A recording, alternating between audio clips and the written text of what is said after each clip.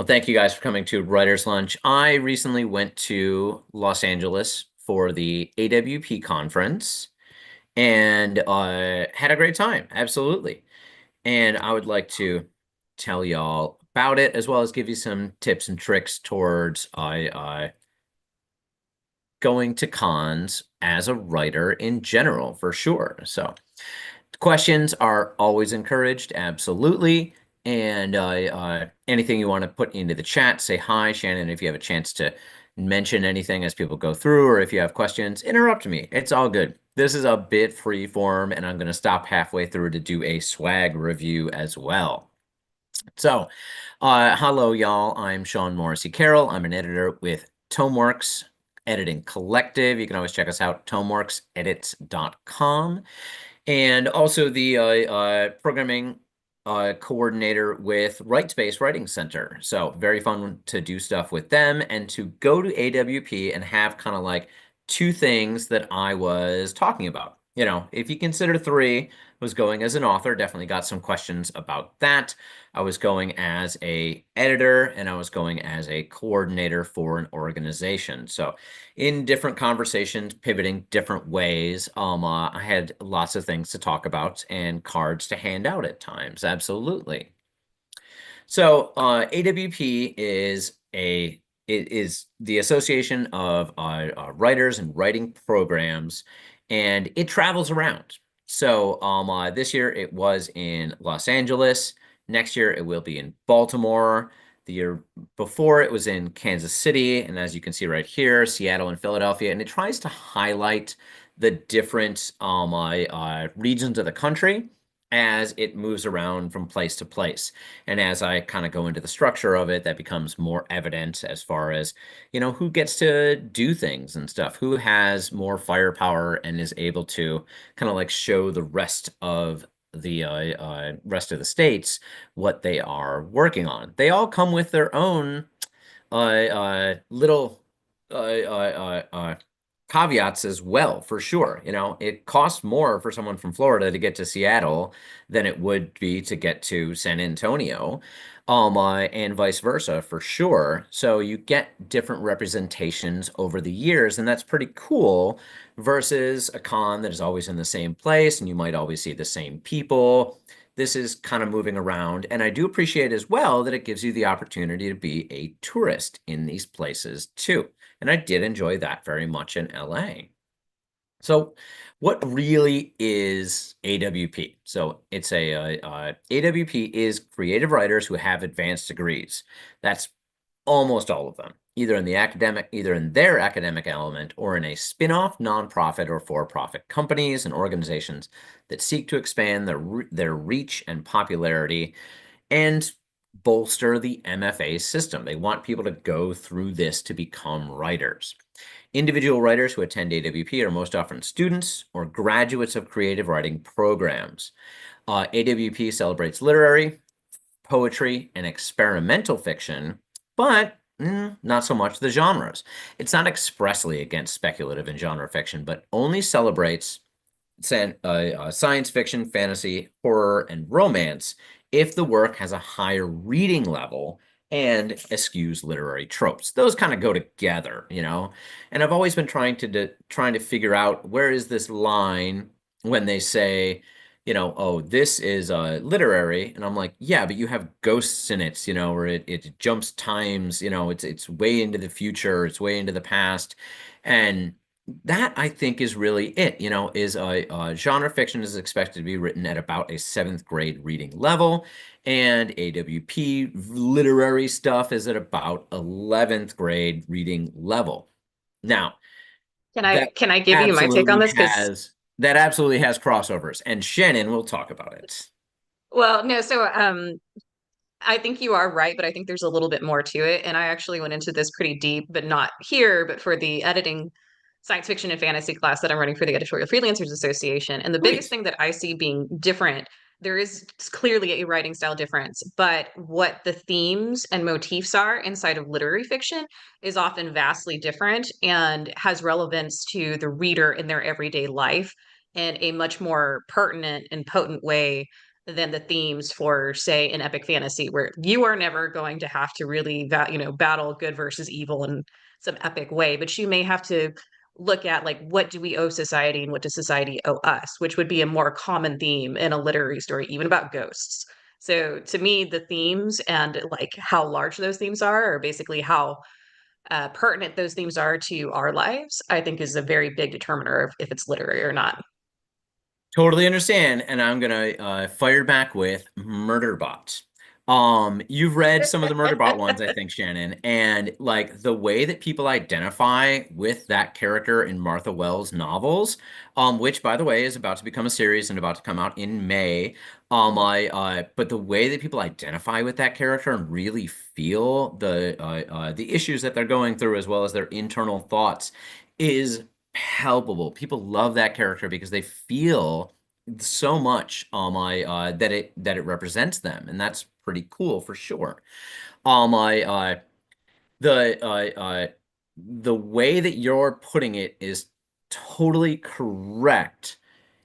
And I think that if someone took an academic way, they would be like, oh, well, this metaphor right here in, Dragon Riders of Pern totally relates to the 70s stagflation of the Nixon economy. Like there can be so many caveats. And also, I'm saying this about grade reading level, there are crossovers all the time. So my definition is also broken all the time. Absolutely. But I love that. I love your point. Absolutely. And then I just wanted to say this because a lot of us are not coming from the uh, we are not necessarily coming from the community that went to Yeah. school Yeah. for writing or English or have degrees. But if you have not heard the term MFA before, it just means a Master's of Fine Arts. And essentially, you've got a higher level degree specifically in writing. Just but yeah, I mean, Yeah. we can argue about what makes something literary or not all the time, but unfortunately, these are not things that are actually defined. These are things that are reactive to story. So Yeah. I don't think there's a And 100% what's correct some answer. marketer, like where they want to put your book on the shelf. Absolutely. Station 11, Emily St. John Mandel. Does that go in science fiction? Does it go in literary? I've seen it in both in different bookstores. Absolutely. But similarly, SFFH and romance groups do not exclude literary fiction, as we were just speaking about, or poetry. There is speculative poetry out there, or experimental fiction. Ian did that great talk about difficult fiction, and that totally fits in with what a lot of these people with MFAs are doing and calling it revolutionary. Well, leaves of grass is out there, or I'm probably saying the wrong one. But elements of genre, but with elements of genre fiction. But the readers have little reason to champion or carve out places to recognize the type of authors that AWP attracts. If Station 11 is up for an award at a science fiction thing, they're not going to say, "Oh, this is only in the literary sci-fi, category." They don't carve that out. It has to be in with everybody else. So that's kind of the yin and yang of AWP versus other conferences that are genre conferences out there. AWP is also a place for academics and creative writing to interact and show off. It really is. As writers, organizers, or mentors, the wide variety of AWP offsite events attest to the desire and will of these programs and publications to perform in an environment for their peers. They are peacocking all over the place. It's very fun, absolutely. But it's like, someone who works for University of Wisconsin, and then they get someone from, South Carolina or Kansas City or California saying, "Oh, I really loved your poem." They might not have run into that before. So this is a way to put all those people in the same room. A very short history of AWP. In 1973, they held their first conference in Washington, D.C. 1975, they established an award series, so they were doing something annual for the publication of book-length works. And then in 1978, they hold their second conference, basically 5 years after the first in San Francisco, and it became a yearly event. It wasn't until 2003 that they changed their name from Association of Writing Programs, specifically only academia, to Association of Writers and Writing Programs. It's a little olive branch, the people who have not gotten an MFA, and nobody was ever rejected for having gone there. for having gone to AWP without having a degree, but it's like, how do you start a conversation? Oh, where did you study? Where did you go to school? What have you published? Yada, yada. And you might be able to answer the second question, I've published this and that. And then you might not be able to answer the first one. So, Associated Writing Programs was established as a nonprofit in 1967, by only 15 writers, representing 13 creative writing programs. So it was small, and this is how these things grow.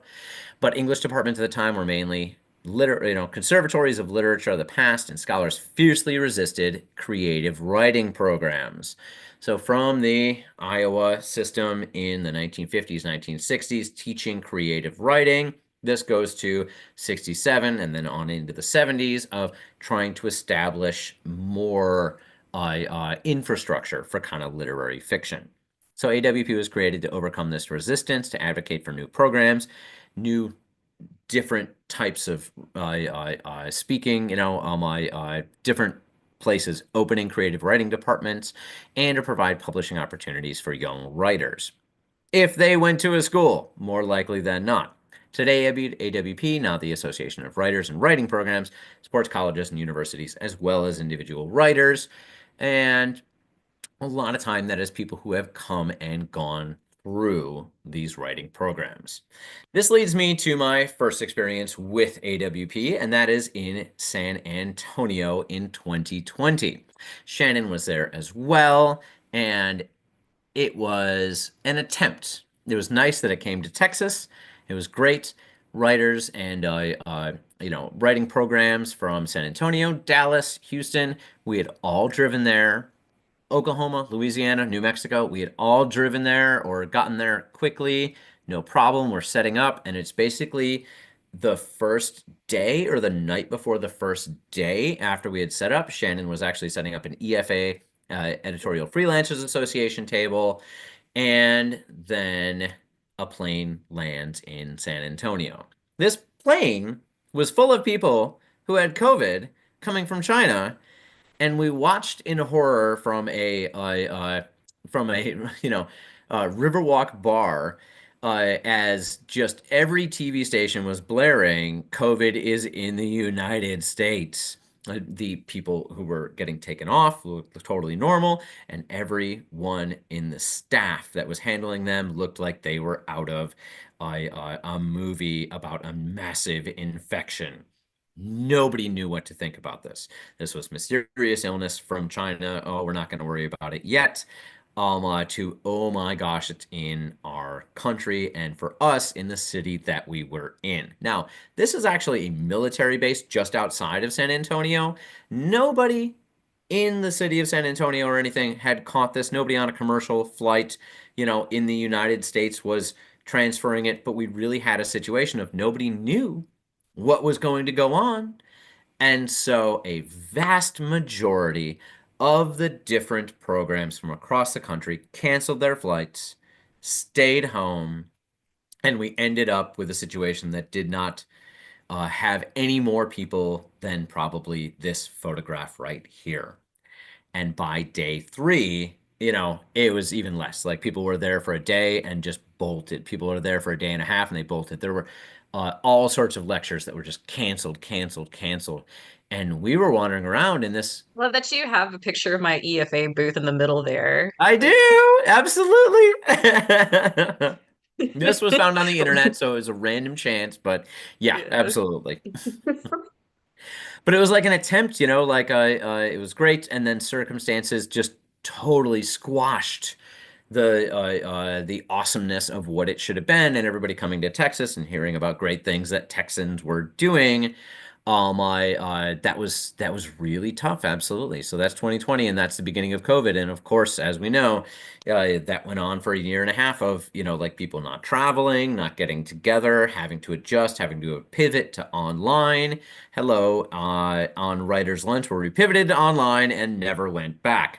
But we reach more people this way. It's a lot easier, and we can record it and put it out instead of sitting in a coffee shop and having the espresso machine go off every 5 minutes as we're trying to record a speaker. Do you want to point Instead, out that they were one of the yeah, first organizations or conventions that tried to do basically an online like swag alley of some sort? Yep. I don't remember how well that went, but they did put online programming for people who either could not travel for health reasons or decided it was just like a bad idea. And they tried to like, set up, oh, at this time, then you can come on and show your swag and people can buy it online. From my understanding, like it wasn't the best, but they were pretty much the first convention that had to deal with this. So They- they were scrambling basically like a day out, 2 days out, to figure this out. And while we were there were people who had COVID that were released from that hospital walking around in a different mall, which also impacted, whether or not people even wanted to be in the room with you. So people who were there decided to not even come into into the convention for fear that this was already spreading. So it it it was came kind into of crazy. focus. It came into focus real fast, absolutely. Oh my, we do have a troll in there if you do see that. Oh, I popped him out. We're good. Oh, lovely. So, from my 2020, here we are 5 years later. In 2021, they did an all online event, and then they went back to in person in 2020. 2022 with a online and in-person convention and have kept it that way. So people who can't travel can still go to this. You just get limited services, but it is better than nothing. Absolutely. Did not have that problem this year. Chock full of people. There are probably some masks in sight. Oh, I do see one out there, but very few and kind of off to the races with like a very packed, very full event. So it was nice to go and see. You got to think, Okay. Shannon? I Yeah. know this is so silly. Okay, but during AWP in 2020, just was Yeah. reminded because you had mask, we didn't even think about masks yet. And so the big No. thing that people were doing was they weren't shaking hands. We were doing toe taps. Yes. You didn't even know. Like, yes, it was how is this being transmitted? And I remember the, a few weeks or a couple months later, the washing your groceries thing and stuff. And it was like, is this transmitted by touching things? No, actually, it's airborne. Absolutely. So AWP is known for three things, and these are the three amazing things that you go and you experienced. One, swag, get cool swag. Two, networking, and this can be done if you're an MFA program or not. Absolutely, you can meet new people. And three, new books you might not encounter other places because there are small publishers that don't get into bookstores nearly as much, but might have some very interesting things. So here is my table of swag. So many things. And I had a pretty small backpack with me, but over the course of 3 days, would go into the book fair, wander around, look at cool things, and take some. And when my bag was full, then that was all I could have for the day. But all my there's all sorts of cool things that you can take, and it will help you push towards, all my having cool things going into the future, as well as finding new awesome places to share your work. And in that case, let me pause and do a swag review. Absolutely. If you never need a tote bag, I have so many tote bags. This time, I only took two tote bags, gave one of them away. Absolutely. So I have the official AWP tote bag. I'm not going to be able to show that because I don't see it with me when I grabbed all my other stuff. Starting with oddities. And Shannon, I don't know if you're pinned or if mine is showing up, but you're the big one for me right now. So I did love sunglasses from, I do believe that is Northwestern University right there. That was very interesting, and nobody else had that, but not everybody needs sunglasses. A koozie for sure, says Write Books, have the name of the press on the back. That's an interesting one, but not terribly useful as well, but individual. Matches. Matches seemed such a strange choice, and I did see two or three different people have matches, because nobody smokes anymore. And if you are lighting a candle or lighting incense, yes, this is useful, but had to get it just for my research purposes. That's an interesting one.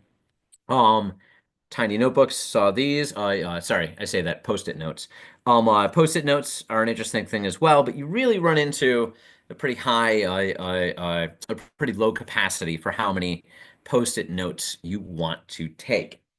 As opposed to that, Definitely notebooks. And notebooks are an amazing swag. And let me recommend to any organizer who watches this video, I will take your swag with your thing on it if you give notebooks for sure. Because whether it is small and lined or, large and simple, this one has just that stuck on the back.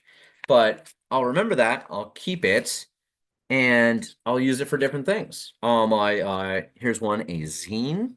That was an interesting one. Didn't see too many people do that, but this was a consulting company for writers, and they had printed inside of it a bunch of different people that they have worked with. So they take your work from wherever they were from, New York City or something, and bring it to AWP, which is pretty cool.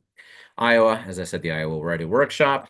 I totally will take as many Iowa things as possible because then I can pretend I am in their MFA program for a minute. All my different ones. That one's that's a University of Georgia, yeah, Texas Tech, and another one as well. This is a package deal for one. Finding like that not terribly fun. Pen unnecessary. This probably cost a lot more than just a plain notebook, but a plain notebook with really front and center your logo. Great swag. Everybody will take it from you. I like that Amazing. minimalist because it looks like they just took a stamp, like a literal, like old school, like put it into an ink pad and then stamped it. Yeah, no, I mean, like some of them are just a stamp, and if you, they did that on the back and at the bottom, and I would say do it in the front, right here. But yeah, if you bought a whole bunch of very cheap, free things from China, now there's 125% tariff on it, but still cheaper than making in the US. You can just stamp onto it rather easily as well. And another one that I did love as well is postcards. Now I not sell, I send postcards. And so these were some very cool postcards. And if you're a person that sends postcards, this is great. If you want a flyer, here's one, Weird Lit Magazine, but all their info is printed on the back. This is less interesting to me.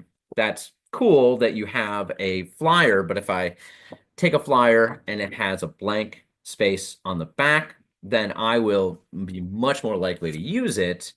Some of them even, had more stuff about their program on it, and I was very happy for that because I was like, that's perfectly fine. It's a writer on there, and yet it's a postcard, so I'll get a lot more use out of it. Some more ones, Blue Earth Review, just cool images, and you'll remember them because you'll keep it around. Um, postcards, You'll postcards. keep it around or you'll send it to your like-minded friend. One or two, because some postcards they just sit around for quite a while, I must admit, absolutely. Here's just the flyer on the front. It does have a plain back. I Another one where they're doing you can't see, look at that. Genre fiction represents. I And that just, is less of an interesting thing to have it printed on the front and the back, I would say. Uh So, yay for postcards. And that was a great swag thing as well. Then we move on to stickers. And I'm definitely going to say that stickers that say what your organization is are better than ones that you cannot read. So, if you're doing this, and that has super tiny the website of them. That's an interesting version as well for sure. But if you have a cool logo, why not leave your website on there? Die cut ones are very cool. Sticker people love those. And if you are doing it without any information about your organization, I will absolutely take this, but it does not, I have no idea who this is from. You could stamp, as Shannon was talking about, you could stamp on the back of this and let me know where it came from until I decide to stick it on something, but much less interesting. Other people had them and they were cutting them out of like sticker books. I'm sorry, I don't know who this was from. I don't know what press it was. Once again, super tiny in the corner. That totally works out because that's a super cute sticker. I will use it for something as well. Like I said, die cut. Those are kind of the coolest ones. So I'm gonna stick with those as well. Circles, very cool as well. These people, does it have pockets.com, which is the name of a literary journal. I had tiny ones, medium-sized ones, and bumper sticker size ones as well. And I did take one of those, but I gave it away. So the circle kind of ones, especially with weird little things on them, are very interesting. I do appreciate those for sticker collecting and sticker capabilities. I'm gonna say circles more than rectangles and squares for sure. Now, the other thing people are always trying to hand out as well is cards. And handing out cards is fine, but it's very old school to have the just cards with your name on it and stuff like that. But it's very helpful, especially if you get it and you write something on the back. Anyone who's giving one of these away, I'm going to recommend in a big environment, write something on the back, whether it is your email address, a little note, nice to meet you at AWP, and then someone's name. Just because if you have a stack of cards, you're going to be going through them after the fact, and it's going to be a little more difficult to know Do you have what a to think of. recommendation about that? Yeah, Take like good what? ballpoint pens. Do not take your nice fountain pen. Your nice fountain pen will smudge and blur, and they will not be able to read your note. Take a Bic pen, your 5 cent Bic pen, because that will be legible. Heck yeah. So, have these as well, and those are squares. They are not stickers, but since these people were so cool, I did take them to show, and yeah, I'm keeping them around because they have very cool imagery on them. But I not a lot of use to doing it without sticker capabilities. But it's the equivalent of a card for sure. Now, do I have the pencils and pens? Good. I do. I'm gonna say pencils better than pens because pencils sit around your house a lot. Rhonda, I'll get to magnets. That is so tiny. Texas Tech. That is very small. But less interesting to have a pen because, my pens get lost, pens go in bags. I do think that pencils end up out a lot more. I the Paris Review. My pencils end up a lot out sitting a lot more, and you see that than pens that end up going from place to place. Was that Long Island University? But still, this is swag that I took for sure. So it made somewhat of an impression. But I tell you what, pencils and pens are going to be below stickers for me, below stickers and postcards for sure. Um, I have that. I have that. Giving away bookmarks is good. And this, as opposed to the postcard idea as well, totally print on both sides. Absolutely. I give an image, a cool image for someone to see, give information about it on the back.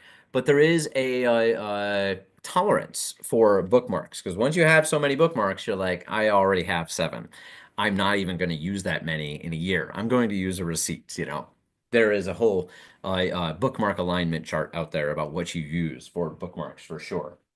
And there are publications. Lots of people give away stuff for sure. This from one of my favorite postcard guys. They stitched themselves into historical images. Oh, that's upside down. With their newspaper, which is all full of very cool literary fic, and poetry. And this is how their publication was, which was very nice and is in a giveawayable format for sure. So I'm going to say newspaper, very old school, but something you can take. It's not going to weigh down your bag a lot. And I did get 2. Didn't really get too many, but a free McSweeney's? Yes, I will definitely take that. And this person pushed it on me. I loved their postcards, and so I will take a Blue Earth review to read later as well. But back issues, if you are a publication, back issues that you're sitting on that you have in a warehouse that you want to put out there, people will take them from you.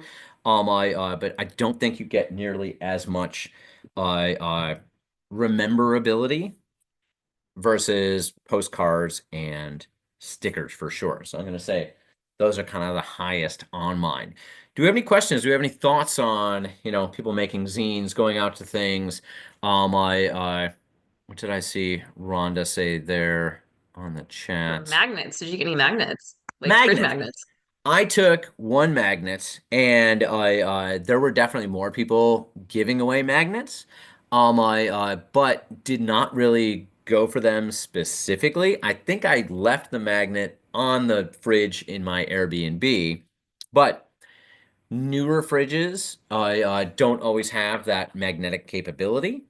And while it's something you might keep around a lot, you're not going to like bookmarks or like stickers that you can put onto notebooks. I keep them in a place where you're able to see when you're writing nearly as much. If that's on your fridge and it is holding a paper on there, you're looking at the paper, you're not looking at the magnet. So I'm going to put magnets as probably higher cost and lower impact than stickers. So they're very close for sure. Mm. Rhonda saying novelty is best. I'm gonna make your own. Absolutely.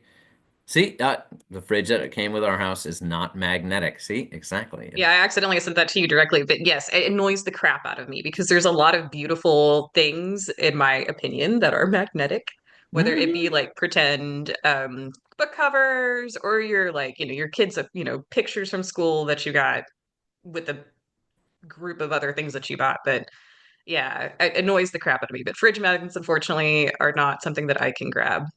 Sean, I did have a question. Is there stuff that Yeah, you thought you were going to see more of as far as the swag goes that you did not see? that's a good question. Um, I maybe thought I would see more notebooks from places because I recognize how great they are. Oh, I'm gonna drop this for a second to say another one as well. And Iowa just did so freaking well. They had pennants. They had pennants, and they would say things like fiction, nonfiction, poetry. That's adorable. And those were gone after the first day for sure because that's pretty cool. I oh gosh, I didn't even talk about this. I and I'm gonna say pens and pencils. There were not terribly many pens and pencils at different places. It was less than I might have expected. If I can do this in an accurate way, let's come right with a gargoyle. But it's got a cool image. Ingram Spark saying, "I love books." A random guy. I'm sorry, I don't know who Peter Dinklage's cousin is, but I that is from some literary magazine, and another one from Rosemont with Gritty's eyes because they're in Philadelphia. I and buttons are cool. I even gave away most of my buttons already that I had gotten from different places. But Brings up another thing because you have pointed out people did not brand. That doesn't work for advertisement. yes, Were there so things that you saw that also did not work for as an advertisement? Since we have just kind of gone down this rabbit hole of swag. yes, totally. Like I'm gonna go back to this guy, inserting yourself in a famous thing. Lovely, fun. You put your book cover into, a MC Escher painting. That's amazing. Things that did not work nearly as well. Hi, will you take my flyer with just text on it? I Not terribly interesting, but when you're talking to somebody, you might definitely do it. And Here's that paper one. Um, there was an interesting situation of another Chicago magazine and saying that there was a reading, and in the official AWP app, it said, for address, come by and see us. And so when I saw them there, I was like, Yes, I would like the address for a thing that I may or may not go to. It's in someone's backyard. It's up in the hills. And the lady wrote the address on the back for me. So that was pretty cute. But it was having a poetry reading instead of in a public space. Maybe I shouldn't have shown that. But anyway, Confused as to whether there's you think that worked or not, because like I don't know that I would have necessarily gone. You had to really want this you had to to go through really the want process it. of getting the address. I do like the double step of it, and so even if it was something like you go to one table and they give you a bookmark and they're like, if you want a book to put it in, go to this other table and they have, books that match it or something like that. I think I would have done that. I think that would have been a good way to do a double step.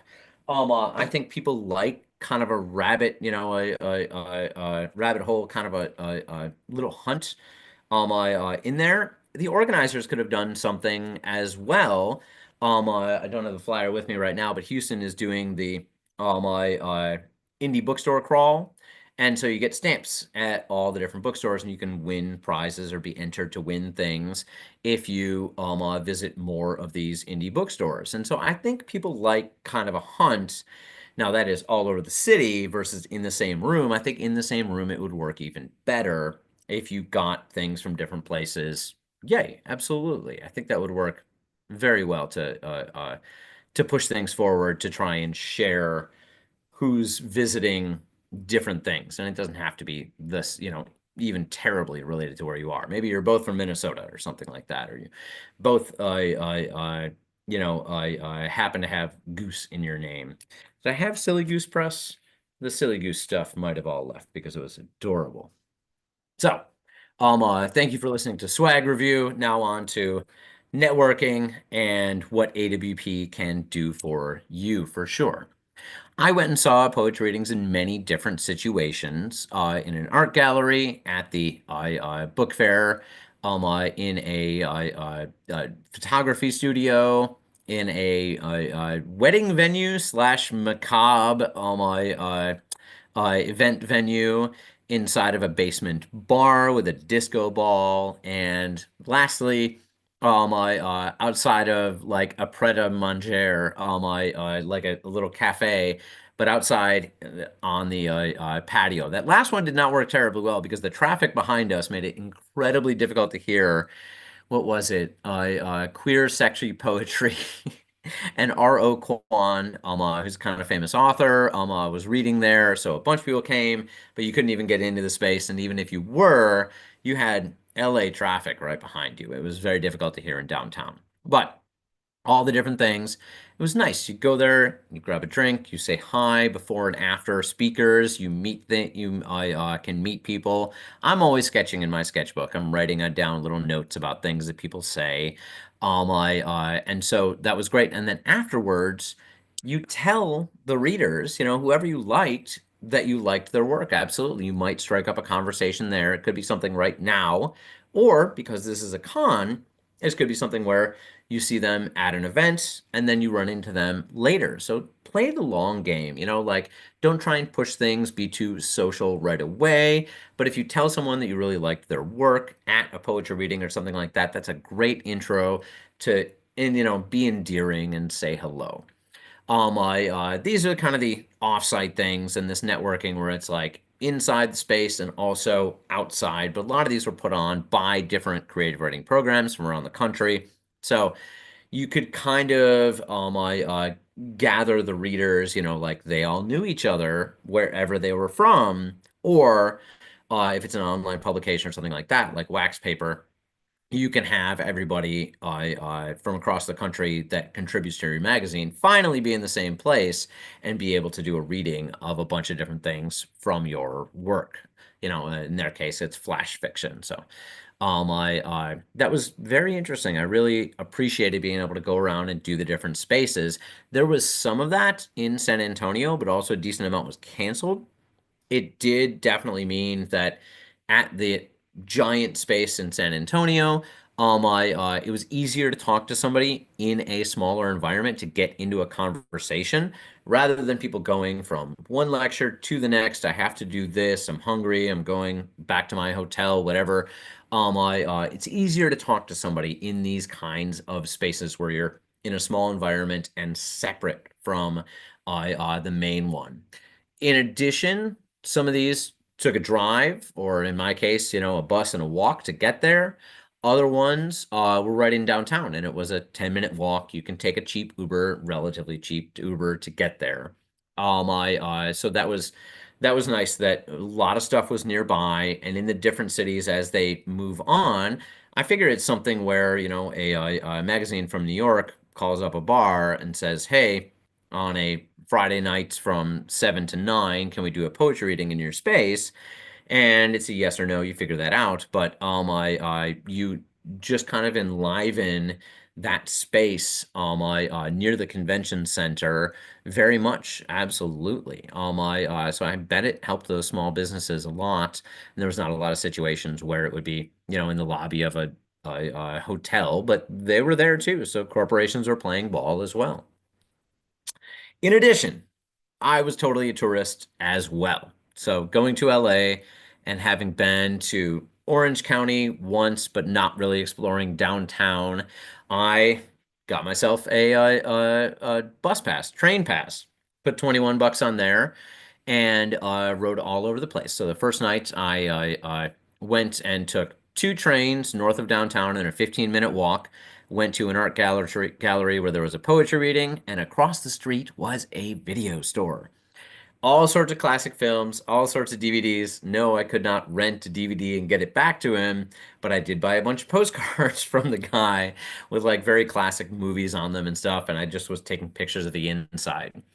Second picture right there at the Little Tokyo stop. I was riding all over the place and just kind of getting a feel for the city. Meanwhile, writing in my notebook, thinking about story ideas and stuff like that, and rode the train the other direction all the way out to Santa Monica Pier. And so one morning we went out there and hung out, and that was very fun to kind of be a tourist for a morning and then get back to the con after that. Third picture right there, the first one on the bottom, that is Little Tokyo, and they have a cute little district and stuff. Took a couple hours out of our day. There was an event with the con that was going to do a tour of Little Tokyo, a walking tour, and we were a little early for that. Got distracted by lunch, and I just ended up, hanging out there and then leaving and going back to the con after that. That time when I went two trains and a walk away. I did catch a train back in the middle of the night. And so just kind of seeing what a city is like when it's bustling, when it's absolutely desolate. And the place that we got, the Airbnb, was right near USC. So there was a big park right there and beautiful trees. The LA Coliseum was there. So we stayed in a part of town that was not too urban. I just kind of a little quieter, so I was very happy for that. Versus one, the prices in downtown, and two, the ability to go back to a place that was not going to be chaotic and all sorts of things in the middle of the night. So, lecture expectations. When you're going to one of these cons, you do want to see a lot of things. You look it up, you make a list on the app that AWP had. It was great because you could highlight things. You kind of create a personalized list of when you wanted to go to different things. Oh, I'm going to look at this right here. CC Downtown Train Station is beautiful. Oh, yes, I didn't end up right there. All my AP love taking public transportation in cities where it's reliable, where it's reliable. You never know. Rhonda, totally understand. If you can't do public transports, all my cabs, all my and Ubers were all over LA, so that was good for sure for my anybody who didn't want to get onto public transportation. I take time. I'll take the time and not spend the money. But if the time is an issue, then you can always spend the money to get anywhere you want to for sure. Um, uh, I did mine by hand in terms of what lectures I wanted to go to. Starred the things that I really wanted to. T on some of those for what would be relevant to tomeworks. W on there for what would be relevant to write space. And just kind of went through and looked at a huge amount of lectures that were all going on at the same time. This con was huge, and the LA Convention Center, I don't even think was completely open, but there were at times, I think, 35 panels going on at the same time. It was overwhelming. There was a ton of people. You'd go to one, it would be very full. You'd go to one, it would be mostly empty. You can't tell what's going to be popular, but if it is in your wheelhouse, and there were a lot of things about speculative fiction, in this, there were a lot of tributes to Octavia Butler and stuff like that. They were definitely into it for sure. My feats at times is huge. Okay, Rhonda, so I'm gonna say this. So I think that my top day of walking was 22,000 steps. So definitely on my tips and tricks, sensible shoes is on there. And this is wandering around a con, you know. I did go to the offsite things as well, take a walk to go different places. But you will really burn some shoe leather going to a con for sure. And that also has implications in terms of accessibility as well. And I'll get into that later when I talk about my volunteer time. So all the different places all over. They had giant ones, big screens, big names, big stars. They had smaller ones that had not a lot of people in them. The third picture right there I have on the top was the spicy romance panel. And as you can tell, it was popular. And so even in a literary environment where people are supposed to be talking about emulating, D.H. Lawrence or the next hot trend that is coming up in experimental fiction. No, romance. Romance is where it's at. That brings the people in, and even people who read, as I said, kind of the higher level, higher reading level stuff, they love their smut. Absolutely. The poetry readings I went to, the ones that had spicy things in their titles and stuff like that, were more popular than the other ones for sure. In the bottom left-hand corner right there. It was a lecture with mostly Zoom presenters, and that was about organizations. That was about keeping nonprofits running, and it was pretty tough to hear a lot of them go, "We don't know if grants are even going to exist coming from the feds in a year or two. Everything is getting cut." And to hear one of the people on there say, "We need to pivot to a different model where it is, individual donors giving money to organizations to keep them alive, because a lot of our creative infrastructure has been based on grants given by the federal, state, and local level. And at the state and local level, a lot of those are funded by federal grants that just come down the line. So it's going to be very different. My quiet spaces. If you found a lecture hall that was empty, great. You got to hang out there and have nobody bother you at all. Sometimes it was just good to have a break in this. And if I go back to my schedule here, I had all these expectations about all these things I was going to see, and I did not see most of them for sure. But it was interesting to consider what was going on, what was close, if something was in room 502A, and then another one I was interested was in 505A, then I knew I could walk just a little bit to get to there rather than going down the stairs, going all the way across the place, changing stories. So it was just kind of a rolling thing. And if you go into a lecture and it doesn't really grab you, whether the speakers aren't really talking to what you thought they would, or the presentation, the topic is not exactly up your alley, or you're just not feeling it at that time, sit in the back when you get in and leave. You can go and catch little parts of 2 or 3 different lectures if that's how it is, and they're not terribly far from each other as well, which is why it's good to have a schedule of a bunch of different things going on. So going from I'm going to go to lectures every day, Thursday, Friday, Saturday. I probably went to two on Thursday, five on Friday, and three on Saturday. And there were offsite things that were interesting. There was time spent in the book fair. I went and left and took a nap and came back. Measuring yourself and making sure not to burn out trying to see all of these things is terribly important because I heard so many stories from people where their Thursday was packed, their Friday was packed, they didn't go to anything on Saturday. So pace yourself as you're rolling through all of these different things and really a very overwhelming thing. Pause and say this about if you're ever interested in going to AWP, but also this goes for other cons as well. You can buy an individual ticket, but you can also participate as an organization. A book fair table in this case was $675, or a booth was almost $1,000.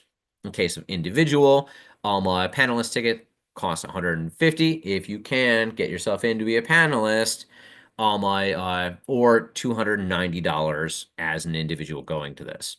Without membership, if you're a panelist, $100, and regular, it was even more expensive. So may as well buy the membership and get the online stuff for the next year, even be able to participate in the mentor to mentee program that they have. Then you can submit your work. You can see about finding a mentor. So, con tips and trinks: drink more water, more. Always be drinking it. If you are offsite, not saying right on top of the convention, or even if you're in a hotel across the street, get something, bring it there. The lines are crazy for who wants to get a coffee, get something, and it's fast food in a convention center. They have giant contracts. They're not going to be able to have anything that's actually pretty decent food. So, getting food elsewhere. Take breaks often, as I just made the point. Don't wear yourself out before the end. And when that book fair opens, get your choice of swag. Get your cool things that will not be there the next day. Fill up your backpack with that. As opposed to that, wait to buy books until the last day. Oftentimes at AWP, and I'm going to say this goes for a decent amount of conventions as well, they have sales on the last day, 25, 50% off of some things. And so that's pretty cool. Go to peripherals as often as you can. In my case, in this case, it was poetry readings off site, but that can be many different things in terms of different cons. Go to the different things that are out because you put yourself in a smaller space where you're able to have actual more conversations and kind of pare down what's going on. Another one for me as well was that AWP puts on AA meetings, and since I'm sober, that was very fun to go to. And to be in an environment where writers are speaking, you're talking about a lot of things that I do not get in those regular meetings in Houston for sure. So different concerns and stuff like that. But then when I was in the regular con and I saw someone, I was like, oh, cool. I know you from there, and that's something that we have in common. Take notes, doodle at lectures, keep yourself occupied, and try to retain as much as possible. Go to things you might not be invited to.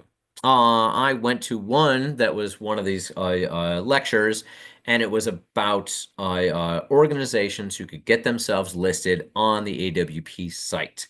And in that, I got, for one, lunch, free lunch, great. And two, got my site for Writespace listed on AWP. So that was pretty great. And then anyone who's looking on this kind of national level, we're included with a bunch of other organizations who are local nonprofits. Take time to be a tourist. It might be great to be at a con, but if you lock yourself up inside that convention center in the air conditioning, you're going to miss a lot of things. And if you're in a new city, take your time, be a tourist, one or two things just to see awesome things. In my case, Little Tokyo, the Santa Monica Pier. Now I can say that I've seen them, I've been to them. Use your swag. Whether you have swag and you're giving it away, give away everything you have, or for the next year, use these bookmarks, put these stickers onto things, and get rid of it. There's no reason to hold it, especially if you want to go to the next one the next year. It'd be great to run out of notebooks from all the things that I've taken from AWP before the end of this. Practical shoes. You're going to be walking a lot. Couple of the cooler things that I saw there. One, this is from, I believe, Texas Review Press. Was a book of poems called Loteria, and they made this little display, but also they were selling the book as a set of Loteria cards. And so you could buy it in book form and read it by turning pages, or you could have a set of Loteria cards, and on the back was a poem of each one of them. For a longer book of, for a novel or anything like that, that wouldn't work, but this was terribly interesting. I loved this idea. Second, as well, someone who was giving away hello, I'm little stickers, and she said, one, you can get a sticker if you like us on Instagram. That was great. That was an easy thing that I could do. And two, they were adorable. They were funny things that relate to different writers, and people were deciding which one was their favorite because they related to so many of them. But that's a sticker that then can, go onto a notebook or something moving forward. Absolutely. Getting out of paying for things. And I realize that the time is running up to 1 o'clock, so I do apologize for anybody who does have to go, but I do want to say volunteer. I got a free ticket to AWP by volunteering for a 4-hour shift. Was there for the whole time, had to work 4 hours. Participate.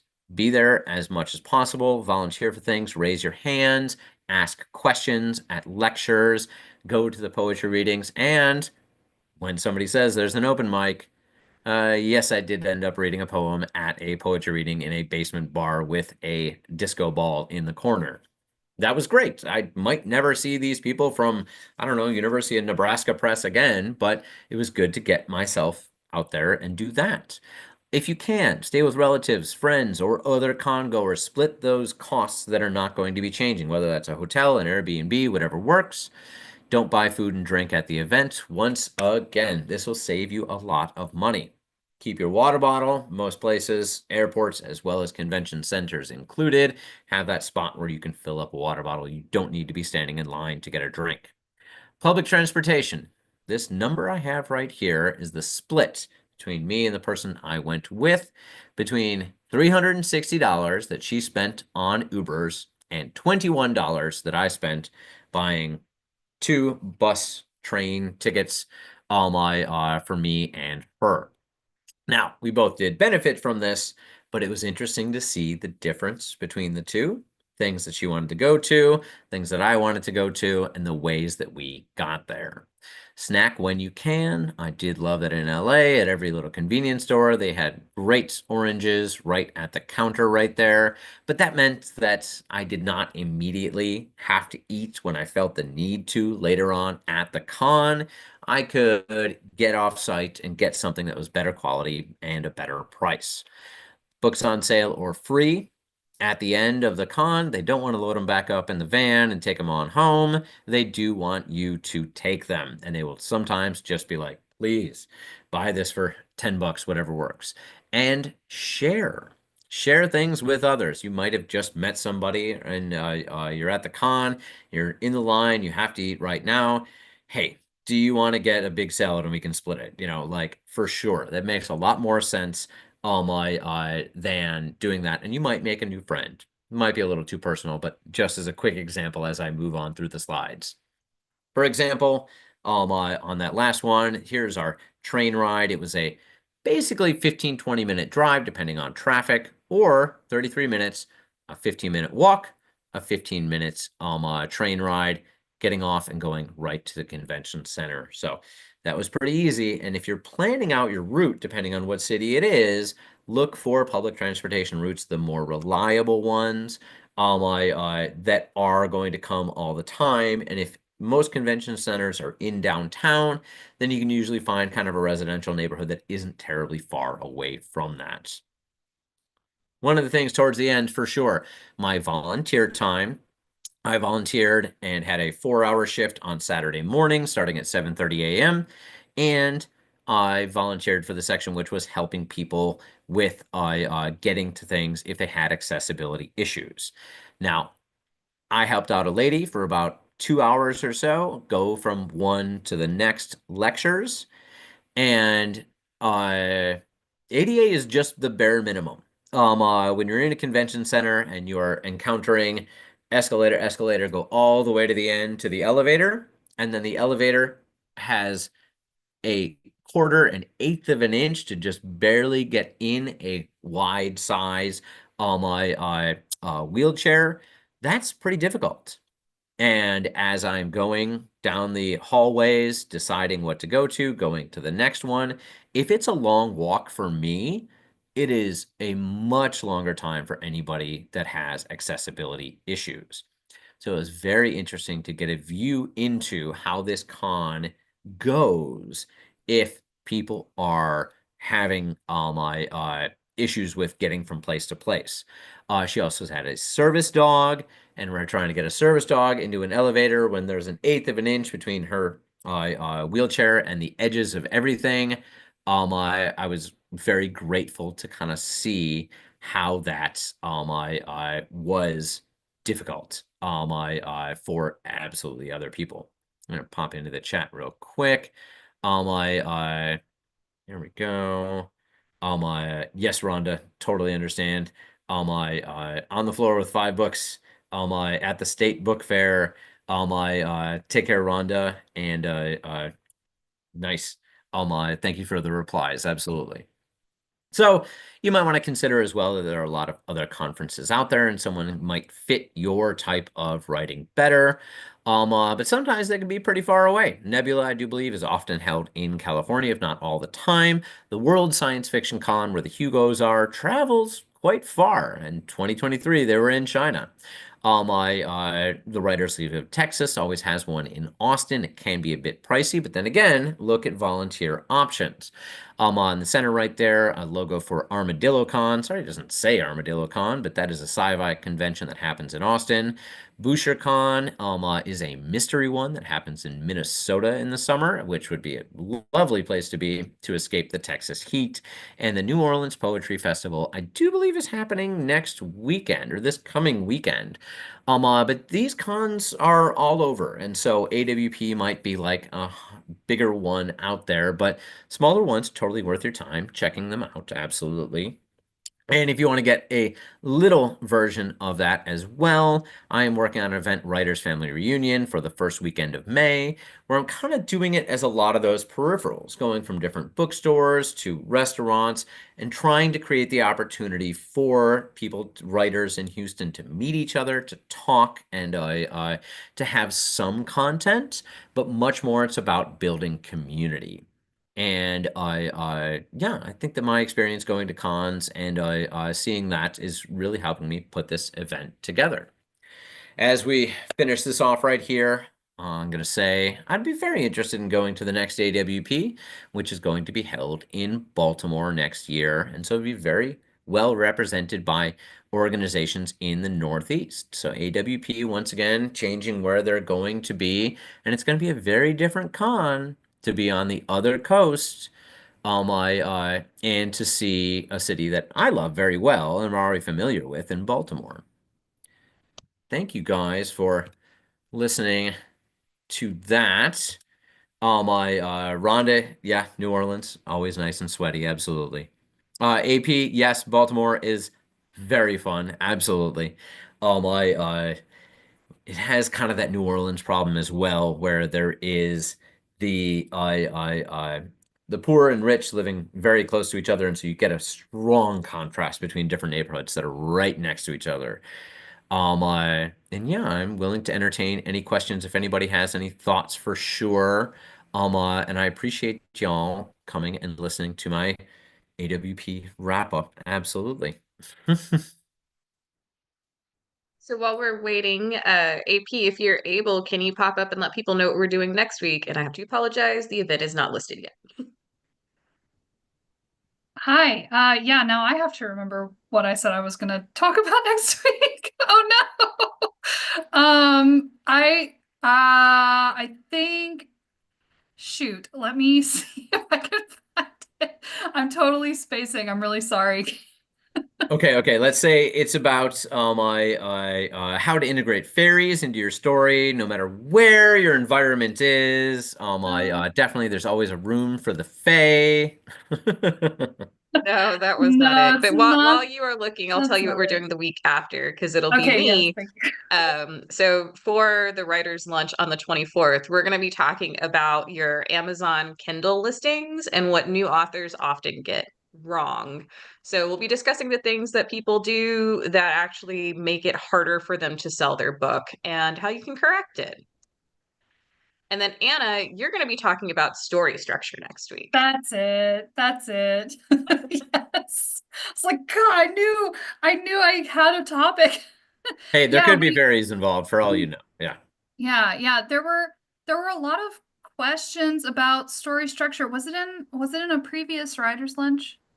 There were a lot of questions about, no, it was at Dramatica? our Houston Science Fiction and Fantasy Mhm. our authors meetup last month. There were a lot of questions about story structure.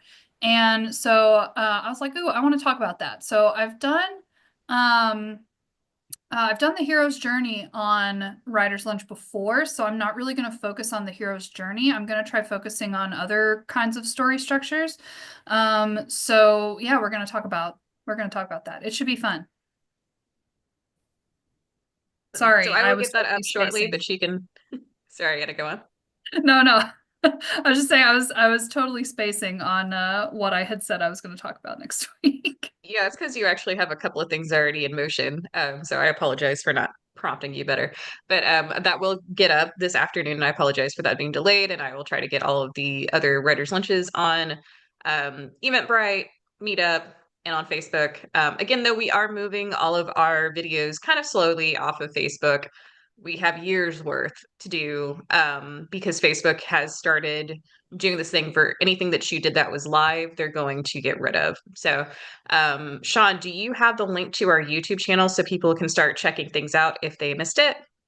Yeah, let me grab that right here as I slowly, um, let's see about Well, viewing my channel. There we go, youtube.com/at writer's lunch. And as I say it, that gives me enough time to do post read it. it. Thank you so much, Sean, for discussing what you experienced at AWP and just giving people a little bit of an idea of what a literary convention looks like and then how to survive. And if you How are to here in watch your Houston, budget, that's a big thing, and people go, yeah. oh, budget's a big thing, but check out the Writers Family Reunion. A lot of us are going to be doing things, even if it's in small ways and offsite. It's going to be a lot of fun. I know there's going to be a lot of open mics. There's going to be some gaming events, and just check it out. See if it's something that you want to attend, and use some of the tips and tricks that Sean has given you today to handle the excess that can make us feel confused or like I don't even know what to do or maybe I did it wrong. Avoid doing that by using some of Sean's tricks. And we will see you next time. We